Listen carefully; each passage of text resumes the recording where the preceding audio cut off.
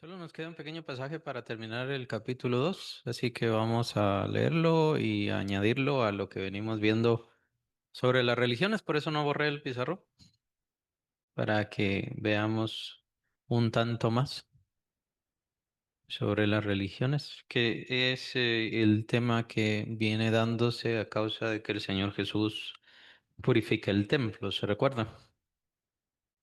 Entonces, el último pasaje que queda del capítulo 2 y con eso cerraríamos el capítulo 2, son versículos 23 al 25. Son tres versículos.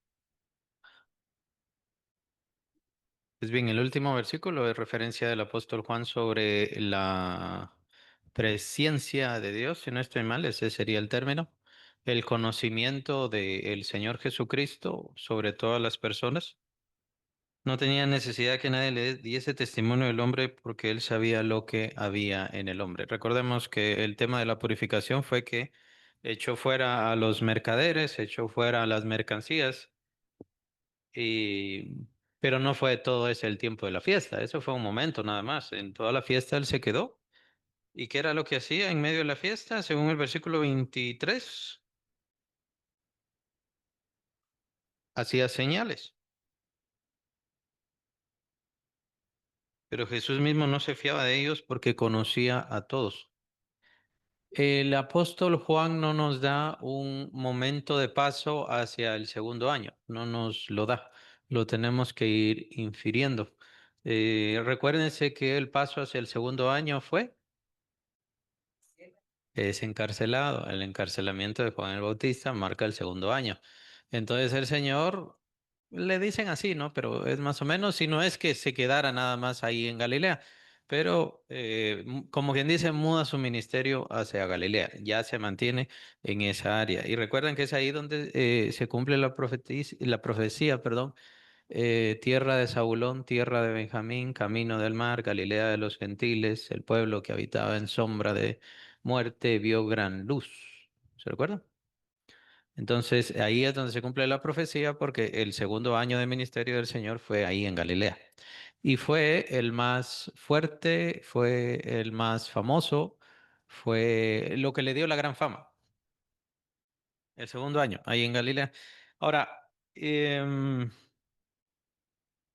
bueno, mejor lo digo. ¿Por qué Juan da estas aclaraciones sobre Jesús? Por ejemplo, versículo 24, pero Jesús mismo no se fiaba de ellos porque conocía a todos. Dice que muchos creyeron a causa de las señales que él hacía, pero él mismo no se fiaba de ellos. ¿Por qué hace esa aclaración? No tenían necesidad que nadie le diese testimonio de hombre, pues él sabía lo que había en el hombre. Porque desde el primer año ya había rencillas y conflictos, desde el primer año del ministerio. Y recuerden que el primer año del ministerio fue en Judea. Entonces, desde ese tiempo tenemos que imaginarnos un año donde ya habían celos, ya había conflictos con los religiosos, ya había choques. Y sí, ciertamente la palabra del Señor y el evangelio que él traía venía a chocar con la vida de la gente, con la religión de la gente. Y eso producía em, inseguridad, celos, envidias, molestia. Y por supuesto, entonces el Señor, casi que lo que está diciendo el apóstol Juan, no se sentía muy cómodo entre esta gente. ¿Por qué? Porque no eran gente humilde, eran gente religiosa, em, severa, conflictiva, que pues incluso lo siguen demostrando, incluso cuando el Señor mismo ya parte de este mundo. ¿Se recuerdan el gran conflicto y el gran arresto del apóstol Pablo? En ese momento lo que le querían quitar la vida. Fue al terminar su tercer viaje misionero y fue en Jerusalén, y específicamente cerca del templo, porque él iba a adorar. Entonces ahí fue donde lo tomaron, hicieron el gran tumulto en Jerusalén, donde lo querían matar y fueron los soldados los que le libraron de la muerte. Dios, obviamente, pero usando a los soldados romanos. Y es entonces donde es arrestado y él apela a César y todo lo demás, toda esa historia. Entonces, no, la gente en Judea no era una gente humilde, sino era una gente soberbia y bastante celosa de su religión, no celosa de Dios, celosa de su religión, no celosa de Dios. Y es por eso que estamos viendo las características de la religión y vamos a ver las actitudes del Señor con respecto a la religión también. Y esto para que logremos terminar ya el segundo capítulo. Toma en cuenta que a causa de que son narraciones, no llevamos mucho tiempo y no llevamos muchos estudios. Ya estamos terminando el segundo capítulo, pero en el tercer capítulo nos vamos a quedar bastante. Entonces ahí se va a compensar, porque ahí sí hay mucha doctrina, hay mucha teología. Me llama la atención que dice, el primer versículo, o sea, el 23, dice que Jesús hacía señales. ¿Sí? Versículo 23. Estando en Jerusalén en la fiesta de la Pascua, muchos creyeron en él viendo las señales que él hacía. Viendo las señales. Ahora me llama la atención porque aquí dice señales. Cuando purificó el templo, le pidieron señal a Jesús y Jesús no les quiso dar. Entonces, ¿cómo entendemos ahí? Y por cierto, y por eso también quería que viéramos, añadí la característica de las religiones, señales. Al final, una de las características que vimos la semana pasada. No era que Jesús no quisiera hacer señales, él hacía señales para que creyeran en él. No recuerdo qué evangelio es, pero hay uno de los evangelios donde registra las palabras del Señor en una oración. No van a creer, oh Padre, si no haces señales. Es- Son palabras del Señor Jesucristo. Entonces el Señor Jesús tenía que hacer señales. Además estaba profetizado. Las señales lo marcaban como el Mesías. Él tenía que hacer señales. Lo que llama la atención es que cuando le piden señales, que sería versículo 18, ¿qué señal nos muestras ya que haces esto? Recordemos, este es el pasaje de la purificación del templo.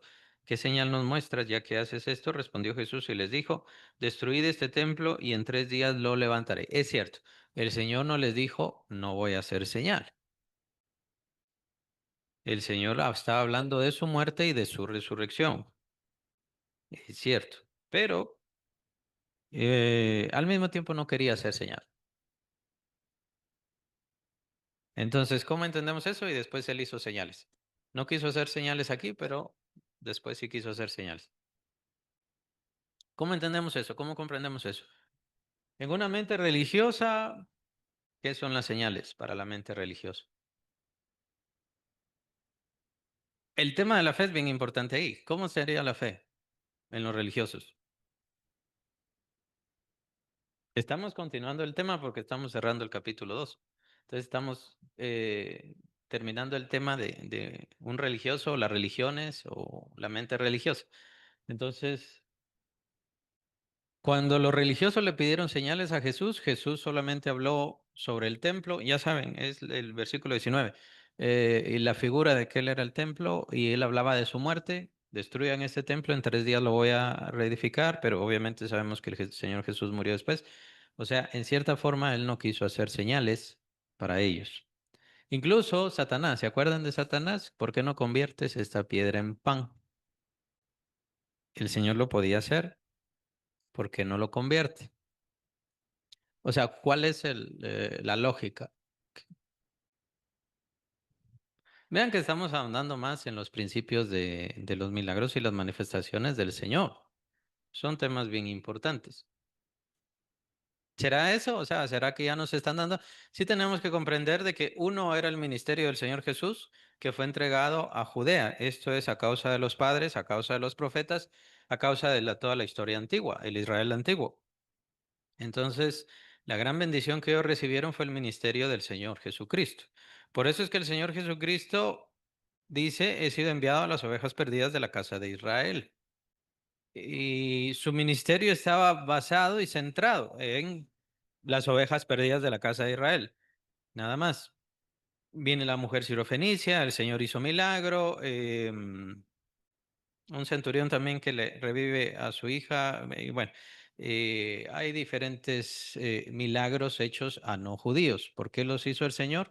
Es que no tenía un veto, sino que el ministerio fue dado a los judíos a causa de los padres, a causa de las promesas hechas a Abraham, a David, a los profetas, etcétera. Pero el Señor siempre responde a la fe. Eso es lo que debemos entender y al estudiar los evangelios tenemos que considerar siempre la actitud del Señor hacia la fe. Y en este caso también vamos a estudiar la actitud, cómo se define el Señor, qué es lo que quiere transmitirnos el Señor sobre estas cuestiones de los milagros, pero también, además de eso, lo que es una religión, los principios del Señor y diferentes cosas. Eso es lo que estamos estudiando. ¿El Señor entonces solamente hacía milagros a aquellos que tenían fe? No.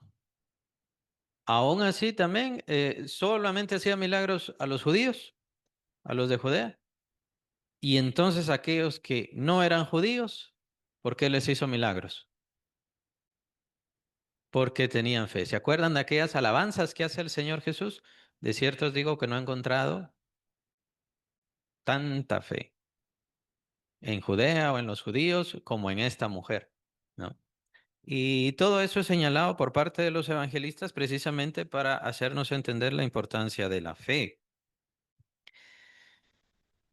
¿Por qué es tan importante la fe?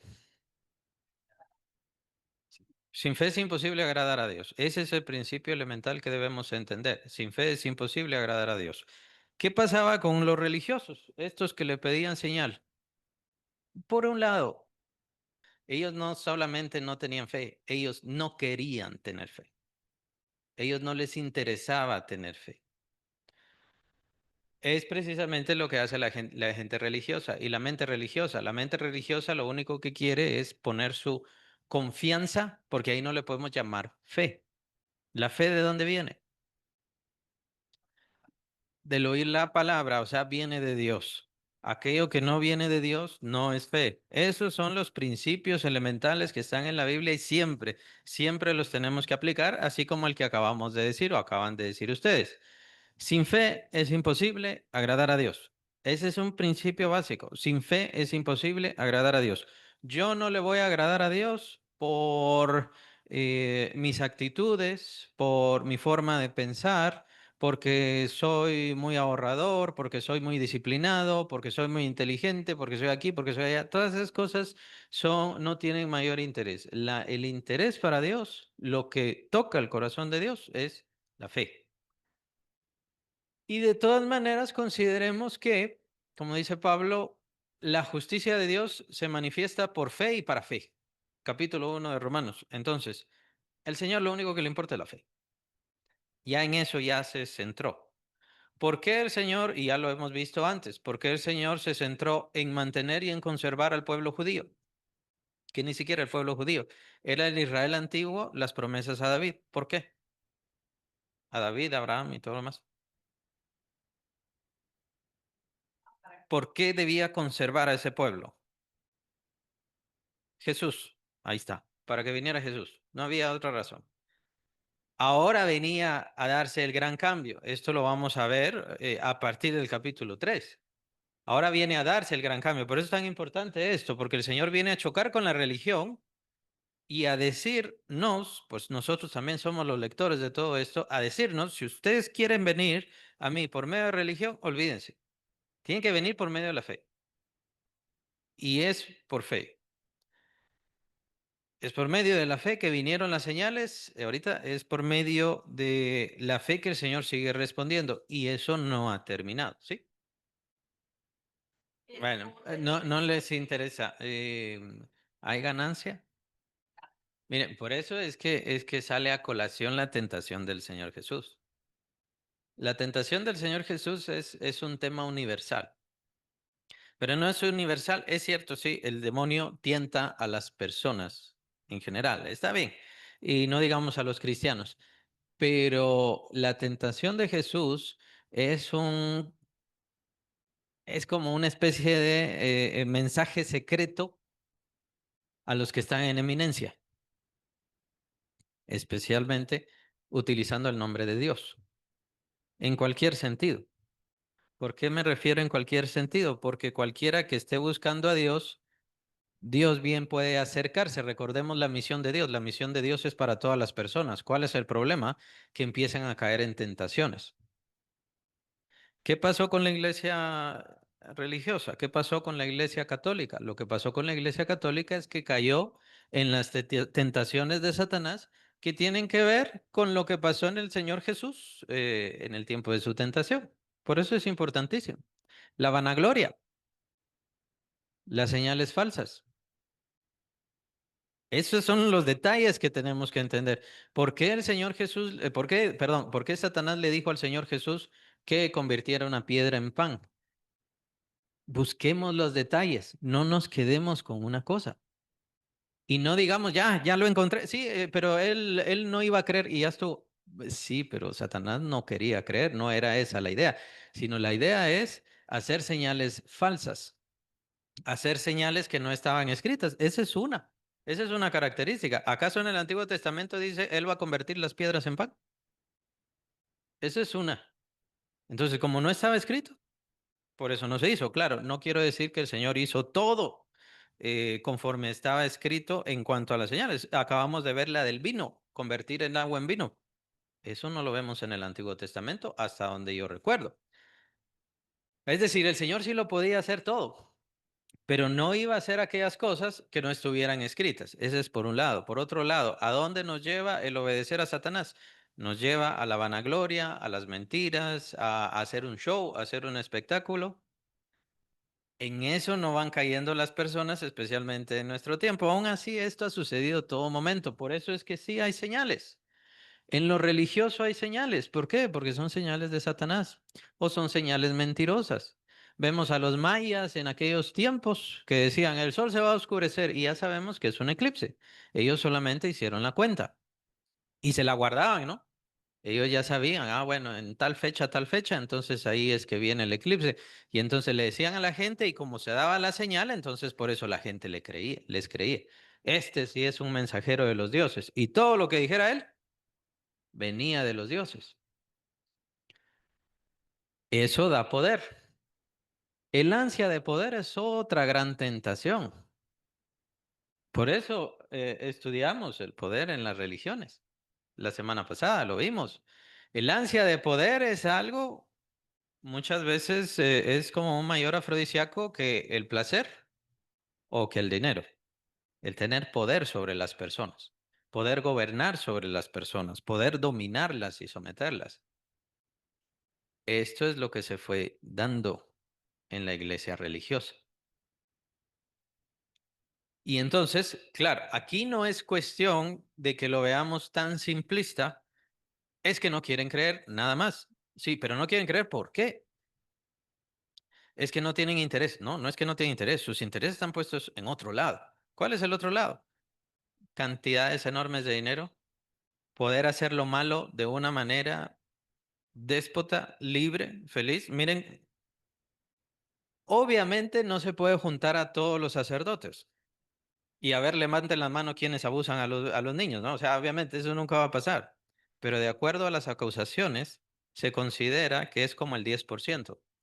El 10% en Escocia, el 10% en España. En España debe ser más. Se considera que en España, de cada 4 varones, uno ha sido abusado. Fue abusado por la iglesia religiosa, por la iglesia católica. Entonces, esta nación que se sometió tanto a esta iglesia, en consecuencia recibió todos estos castigos. Acuérdense que la Inquisición española fue espantosa y vino acá a América y dominó América. También bajo mucha muerte, mucho dolor y diferentes cosas. Todo eso es el ansia de poder. Es lo que el demonio le da, ¿se acuerdan? Todo esto, ¿cómo le enseña al Señor Jesucristo los reinos y todo? Yo todo esto te doy si postrado me adorares. Pero ¿qué significa eso? No gobernar conforme a Dios, sino gobernar conforme a Satanás. Por eso son tan importantes estas tentaciones del Señor Jesucristo y es una forma tácita de hablar a todos, pero especialmente a aquellos que van a tener una responsabilidad mayor porque van a apropiarse del nombre de Jesús. Acuérdense que el nombre en este caso del Señor Jesús, pero el nombre de Dios es santo. Cuando dice el Señor, no tomarás el nombre del Señor tu Dios en vano, no solamente se refiere a no usarlo como cualquier cosa, que sí hay muchos que lo utilizan así, sino que hay que tener cuidado con lo que significa él, su autoridad, su poder, su respeto, su gloria. El hecho de que una persona se pare a hablar en nombre de Dios es algo muy poderoso, sea lo que sea que va a decir, pero es algo muy poderoso. Para las personas, para la mente de las personas es algo muy fuerte. Puede someter a las personas, solamente escuchen, tomen en cuenta esos últimos casos que pasaron el siglo pasado, en 1997, todos aquellos que se mataron en Waco, Texas, se quemaron y habían hijos ahí. Todos aquellos que se fueron a la Guayana, también fue el siglo pasado, no recuerdo, creo que fue en los 70 eso, no recuerdo, o en los 80.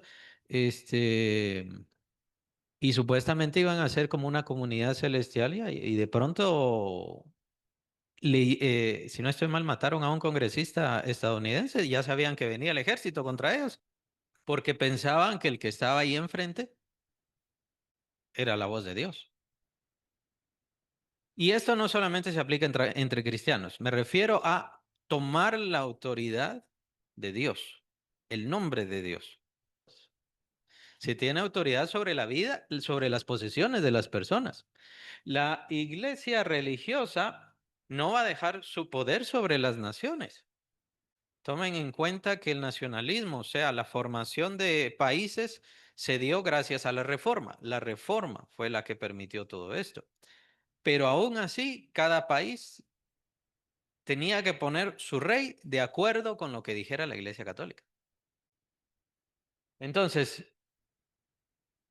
los que están, llamémosle en esa eminencia o en esa supremacía o en ese nivel alto de la pirámide, pues ellos nunca van a dejar su autoridad, su poder, su riqueza, su posición. Son muchas cosas muy importantes, muy interesantes. Van a dejar su medio de vida. Gracias a Dios, no tanto, porque obviamente recuérdense que ellos supuestamente establecieron una teocracia. Siempre que se ha establecido teocracia, siempre es lo peor. Es lo peor. Entonces, por eso es que estaba la Inquisición, porque ellos tenían una teocracia. Entonces, el supuesto poder divino es lo que ganaba. O se convertían a las buenas o los convertíamos a las malas. Eso es lo único que divide. Gracias a Dios que ya no se tiene esos poderes. Pero que tienen poder, tienen poder. Para ocultar a tanto abusador, puede ser que ahí actúe el corazón entenebrecido, en donde sinceramente ellos piensan que estamos haciendo todos estos males, vamos a hacer todos estos bienes. Entonces, ahí el Señor va a equilibrar.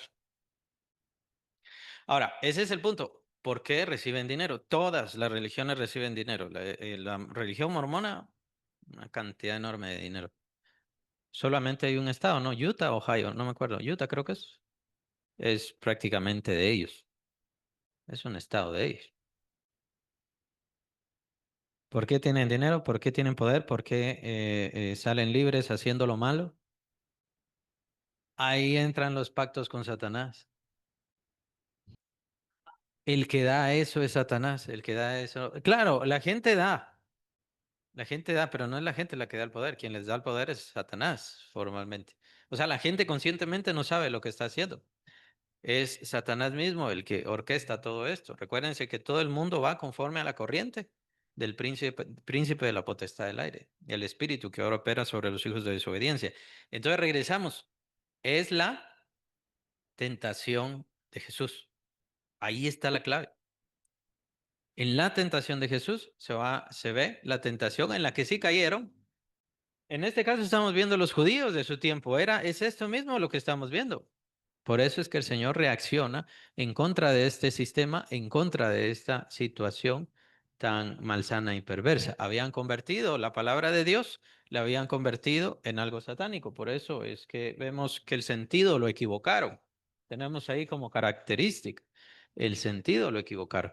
¿Pero por qué lo equivocaron? Porque para Satanás es importante. Yo les doy, o sea, tenemos que considerar este trato, si se dio en algún momento, si se da con todos o es nada más algo de sus propios corazones, no lo sabemos, pero tenemos que considerar que hay un trato entre Satanás y ellos. haz esto, haz aquí, haz allá, y yo te doy riquezas y yo te doy poder. Y ahí entra también el poder que ellos tienen sobre los demonios. Ahí entra. Es clave todo esto. ¿Por qué? ¿El rito de exorcismo tiene poder sobre demonios? La respuesta es sí, porque es un trato con Satanás. Y ellos mismos lo admiten, muchos que han estudiado en el Vaticano, o por ejemplo, van muchos a estudiar en el Vaticano que ni siquiera son católicos, a estudiar exorcismo, porque lo ven desde el punto de vista de un rito nada más. O sea, es que otra forma como le llamaríamos más exactamente. ¿Las brujas pueden expulsar demonios? ¿Tienen poder? ¿Por trato? Sí. Tienen tratos con Satanás para poder hacerlo. Solamente que ellos hacen conjuros o ellas hacen conjuros. ¿Qué hace Satanás? ¿Qué hace la iglesia religiosa? Hace un rito, pero en realidad, mejor llamémosle, es un conjuro. ¿Por qué creen que usan el latín? ¿Ah? Por un lado, usan el latín para que la gente no entienda, pero tiene que ver con el lenguaje de conjuro. Jesús no exorcizó. Sí, sí, ya lo comenté, lo digo ahora otra vez. Exorcismo significa atar con juramento. Es lo que significa exorcismo o exorcizar. Atar con juramento. Jesús nunca hizo un juramento. Jesús nunca hizo un conjuro y nunca se puso a atar demonios. El Señor los sacaba, los expulsaba. Y es su autoridad la única que tiene dominio total sobre los demonios. Es la misma historia que pasa, aunque no son religiosos, pero ya que estamos entrando a ese tema, es lo mismo que pasa con todos estos que hacen limpias, limpias de casa, los sanadores espirituales, los hermanos sanadores, son tratos. Capítulo 2 de Efesios dice que el mundo va en una corriente dirigida por el príncipe de la potestad del aire, el espíritu que ahora opera sobre los hijos de desobediencia. Las formas y situaciones de este mundo actual son hechas por Satanás, no son hechas por Dios. El mundo actualmente no está dirigido por Dios, está dirigido por el diablo. Que Dios tiene su influencia, sus restricciones, sí las tiene. Y por eso no está peor el mundo, porque todavía el Señor trabaja y llama, pero no es dominio de Dios, ni importancia de Dios, ni es deseo de Dios. Por ejemplo, la democracia, el socialismo, comunismo, fascismo, ni ninguna de todas esas cosas son inventivas humanas que de tanto en tanto han provocado millones de muertos, millones hambrientos, mucho problema de salud, muchos descubrimientos que bien puede ser que Dios mismo los haya determinado, pues la ciencia sí es de Dios, pero eso no quiere decir que todo se esté usando conforme a lo que Dios dice, ¿verdad? Entonces, sí, Dios tiene dominio sobre todo, pero no es la voluntad de Dios como está el mundo actual. Recordemos también que el maligno ha puesto su imperio de muerte. Este imperio fue destruido porque fue destruido el poder del maligno, que es el pecado y que es la muerte. Entonces ahora, ¿por medio de qué está dominando Satanás? Satanás está dominando por medio de la mentira. Le dice a las personas que tiene poder y tiene dominio absoluto. Entonces, es a eso a lo que se refiere Satanás. Si, no, si estamos hablando de ser dueños del aire, de la tierra, no, eso es dueño de Dios, por supuesto. Pero estamos hablando, por eso le dice, le enseñó los reinos del mundo y todo el poder y toda la gloria, la pompa de los reinos. Pero esos reinos sí tiene poder Satanás sobre ellos a causa de que él es el príncipe de la potestad del aire, el espíritu que ahora domina sobre los hijos de desobediencia y que los demonios, Satanás y los demonios han establecido su reino sobre esta tierra. Como digo, Jesús con su cruz les quitó el poder, pero ahora sigue teniendo un poder, Satanás, el poder de mentira. O sea, la gente le sigue creyendo y Satanás le sigue dando lo que estamos viendo, un poder sobre las personas, sobre poder sobre la burocracia humana, si queremos verlo así, poder sobre los gobiernos. Ahí no podemos decir Dios está controlando a esa persona. ¿Cuál de todos los gobernantes actuales está siendo controlado por Dios? Ninguno. ¿Cuál de todos ellos está cumpliendo la voluntad de Dios? Ninguno. De una o de otra forma, están cumpliendo la voluntad de Satanás. Todavía hay restricción. Hay quienes, no digo yo, pero hay quienes consideran que no se puede gobernar o que no se puede estar en esos lugares cumpliendo la voluntad de Dios. No se puede. Pero son ciertas opiniones que se tienen. Pero eso es por el dominio que vemos.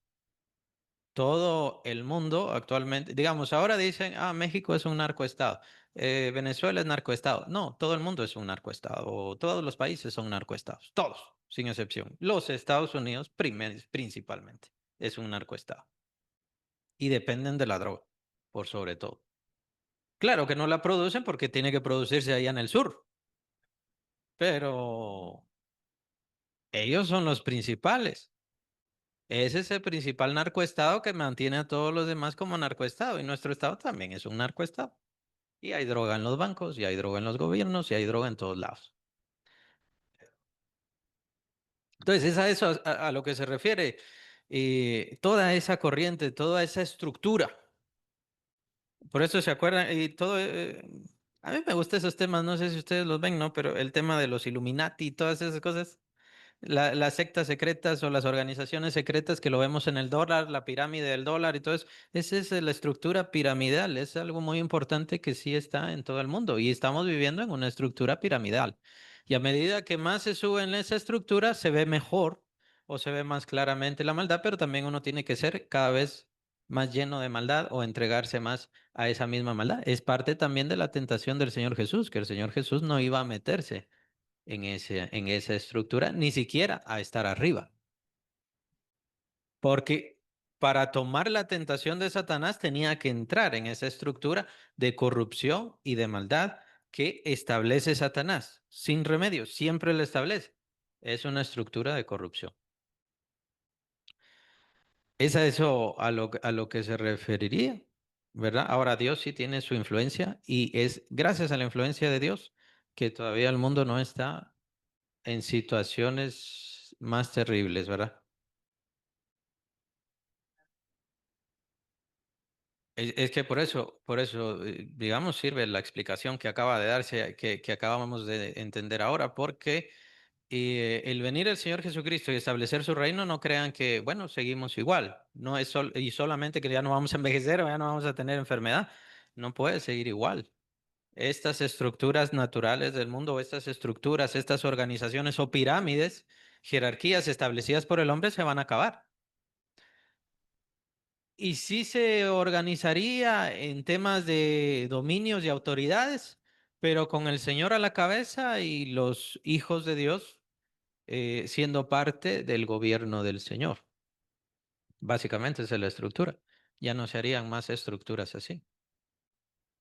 ¿Verdad? Entonces, por eso es que al venir el Señor Jesucristo tiene que barrer con todo, deshacerlo todo. Y eso es lo que llamamos fin del mundo. Y sí, es fin del mundo, es fin de esta tierra, fin de esta era, fin de esta organización y forma.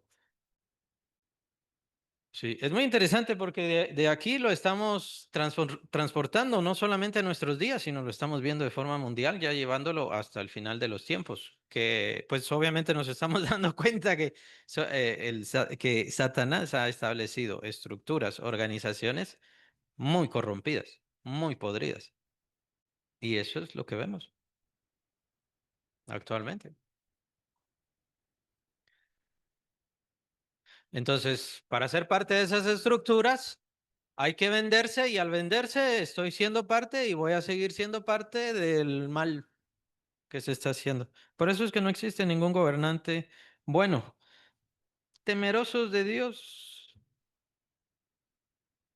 yo no miro a ninguno, no miro a nadie. Entonces vemos el caso con el Señor Jesucristo de que Él no hace señales, sí vino a hacer señales para que creyeran, para que pusieran su fe en Él. Hizo señales incluso con aquellos que no creían, pero que querían creer, o que Dios mismo quería que creyeran por medio del Señor Jesucristo, que creyeran. Ahora, ¿por qué no las hace con los religiosos? Porque de todas maneras ellos nunca van a llegar a creer o a querer creer.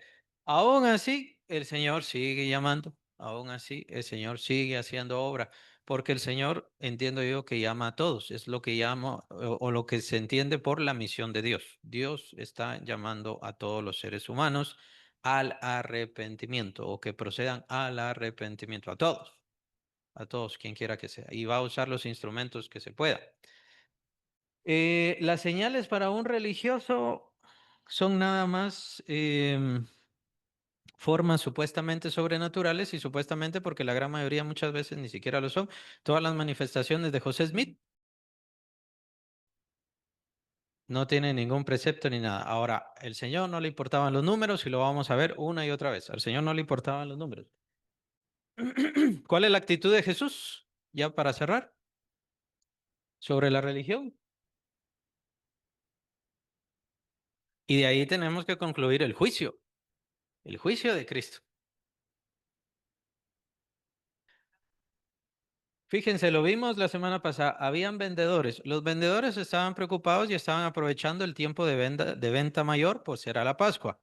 Eso era lo que estaban haciendo.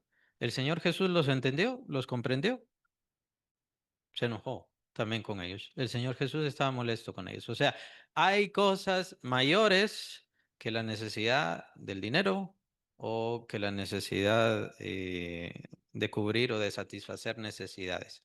¿Cuáles son esas cosas mayores? La adoración a Dios. Este tema es muy importante. Aparece en el capítulo 4 de Juan, ya con la mujer samaritana. Ahí lo vamos a ver y nos vamos a centrar en ese tema de la adoración tan importante. Y aquí empezamos a verlo más importante que el trabajo. Claro, no se trata de que estén pecando porque ni modo, un domingo tuvieron que ir a trabajar o algo así. No lo vemos así, ¿por qué? Porque esto ya no es una religión, no es un dogma, pero es lo que está en el corazón y en eso se va a basar, en lo que está en el corazón, la adoración a Dios. Estas personas entonces ya no iban al templo porque era el lugar donde Dios estaba a encontrarse con Dios. Estas personas iban al templo a comerciar. Sí, y se está poniendo cada vez más y más famoso. ¿Y qué es lo que tienen? Muchos números, supuestas señales.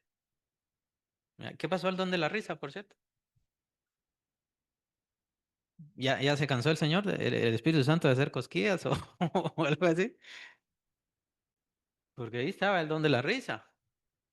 Lo trajeron algunos grandes y ahora ya no está. Señales falsas. Ujú, porque son señales falsas, ¿no? Pero dependen de las señales para poder atar el poder, pero el poder que ellos tienen es el poder de la gente, o sea, el poder que la gente les da en su credulidad. No es fe, eso no es fe. Por eso aclaramos los principios de fe. La fe viene de Dios, viene de la palabra de Dios. Aquella persona me dijo que mañana iba a llover y llovió, entonces ahora ya le tengo fe a esa persona. Ahí entonces está fallando, porque está poniendo su fe en una persona. No se trata de poner la fe en la persona, se trata de poner la fe en la palabra de Dios, pues ahí es de donde nace la fe. Em, el Señor se molesta, el Señor se irrita y esto es parte del juicio de Él también. Muchas veces Él da juicios antes, muchas veces Él da juicios anteriores y esa es la actitud de Cristo. Si estamos viviendo en tiempos de iglesia religiosa, y me refiero en general, lo que se necesita en la iglesia, pues obviamente es el juicio de Dios, el juicio divino. De hecho, lo dice el Antiguo Testamento que cuando vienen los juicios de Dios, entonces el hombre aprende justicia. ¿Qué pasa? Que como no vienen los juicios de Dios, el hombre sigue y sigue y sigue. ¿En qué va a parar esto? ¿En qué va a parar este sentido religioso que han tomado de Cristo Jesús las personas? Solamente un sentido religioso. ¿En qué va a parar? Tiene que haber un juicio, no queda de otro. Y el Señor en general empieza los juicios en su casa, inicia sus juicios. Ya ven, o sea, empezamos a hablar De la purificación del templo, de las religiones, nos fuimos a todo el mundo y ahora sería también al final de los tiempos. Y el final de los tiempos, pues el Señor tiene que dar un juicio. Si yo partiera de esta vida ahora y el Señor me preguntara sobre la iglesia, sí, fuera a hacer eso. Entonces yo le diría, lo que necesita la iglesia, lo que necesitan los que están ahí es que les mandes al anticristo. Eso es lo que necesita. Para que la iglesia sea purificada, para que la iglesia se noten bien quiénes son los verdaderos cristianos, la iglesia necesita persecución. Pero como no hay persecución, la iglesia no se purifica. Sí. O sea, es parte también de la misma corriente del demonio, lo que decía. O sea, las cosas que pasan en esta vida no es voluntad de Dios. O sea, me refiero a los gobiernos, la corrupción, los narcoestados y todas estas cosas no son voluntad de Dios. Y recuérdense que esta corriente del mundo está siendo dirigida por Satanás mismo. Definitivamente hubo un efecto profético con respecto al holocausto, que es el regreso de los judíos a Palestina y en consecuencia que volvieran a tomar Jerusalén, que es la profecía que da el Señor Jesucristo. Ahora, eso no quiere decir necesariamente que Dios esté haciendo las cosas, provocando las cosas o esté contento, mucho menos con las cosas. No necesariamente quiere decir eso. El Señor da los puntos proféticos solamente para que, miren, soy Dios y mi profecía es 100%, porque eso también es parte de las señales actuales, ¿no? O sea, hay profetas actuales o pseudoprofetas, los que se llaman a sí mismos profetas, que han dicho en sus libros tener un 80% de acierto en la profecía es correcto, es de Dios, un 80%, profecía divina. Esa es más profecía satánica, ¿no? La profecía de Dios es 100% correcta. Por ejemplo, tenemos la profecía de Daniel y en la profecía de Daniel está el imperio babilónico, bueno, ahí está, pero es el que estaba.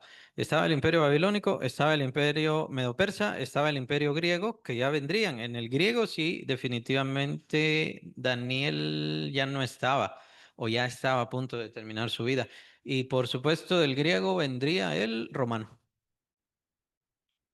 Ahora, eso automáticamente quiere decir que era voluntad de Dios todo lo que pasara, todo lo que hizo Roma, todo lo que hizo Alejandro Magno. Él solamente estaba diciendo, esto es lo que va a pasar. Eso es. Entonces no podemos atribuirle a Dios todas las cosas. Es cierto, hay quienes tienen un su pensamiento así un poquito fuerte con respecto a la predestinación. Todo lo que pasó así iba a ser y así va a pasar. Eso es cada quien y cada quien es libre de pensarlo así. Yo no lo veo de esa manera. Yo veo que en cuanto a las profecías, Dios nos dice lo que va a pasar, pero eso no quiere decir que no habrá muerte y que Él esté contento con esa muerte, no necesariamente. Esos son ya más términos que corresponden a Dios. Y lo peor es considerar, porque tendríamos que concluir así, considerar a Hitler como un instrumento de Dios para la justicia contra los judíos. Y eso es lo que él pensó, lo que Hitler pensó, que Dios lo tenía ahí para cumplir una voluntad de él. Y no, no podemos tener esa conclusión nunca. No es la voluntad de Dios eso. Sí tenemos bien clara la voluntad de Dios. Dios quiere que todos los hombres procedan al arrepentimiento. Esa es la voluntad de Dios. Esa es la voluntad de Dios. Ahora, eso sí se da, no es como karma ni ninguna cosa así. Suerte, mala suerte, sabemos que esas cosas no existen, pero existe más allá de lo que nosotros contemplamos de Dios. Existen principados y potestades que bien pueden que se organicen y que se orquesten en lo que se llamaría acciones y castigos de las personas. Digamos, una que a mí me parece muy fuerte es una duda, yo no digo si es, no es, una muy fuerte es la destrucción de los indígenas aquí en América. Esa es una muy fuerte. Los españoles, cuando vino el Imperio Español y obviamente agarró desde México hasta Argentina y todos esos lugares, Si no estoy mal, creo que el número son 150 millones. 150 millones de muertos.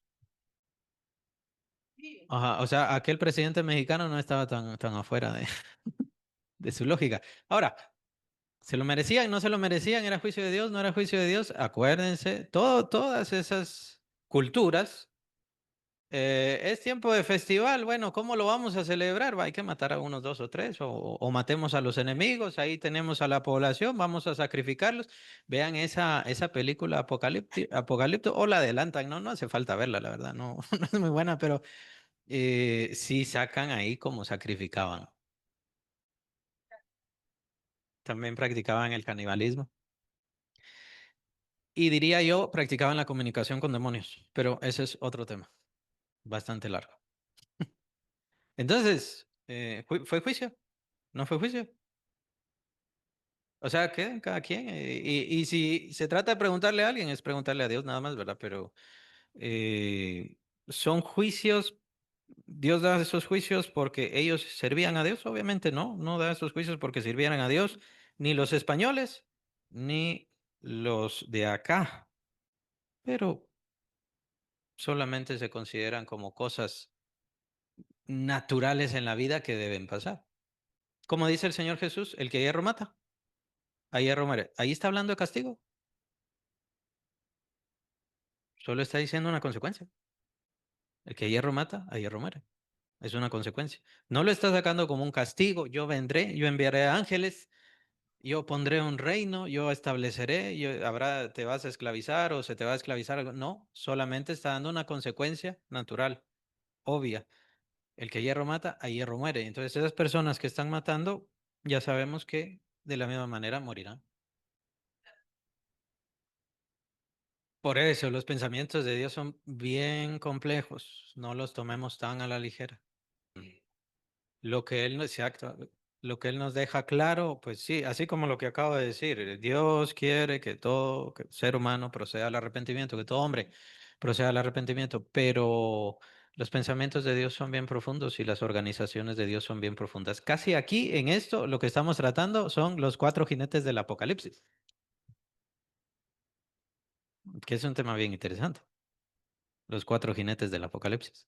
Perdón, los cuatro jinetes no son del Apocalipsis, son de Zacarías, pero se usan. O sea, se les da el nombre famoso los cuatro jinetes del Apocalipsis, pero aparecen en Zacarías. Así que les recomiendo que vean en Zacarías, si no estoy mal. Sí, es ahí, ¿verdad? Ahí es de donde salen los jinetes. Solamente que Juan, en Juan, o sea, no sé si es Juan o es el Señor, les da otro sentido. Son señales muy importantes. Y empiecen a preguntarse si estamos viendo algunos de esos jinetes ya.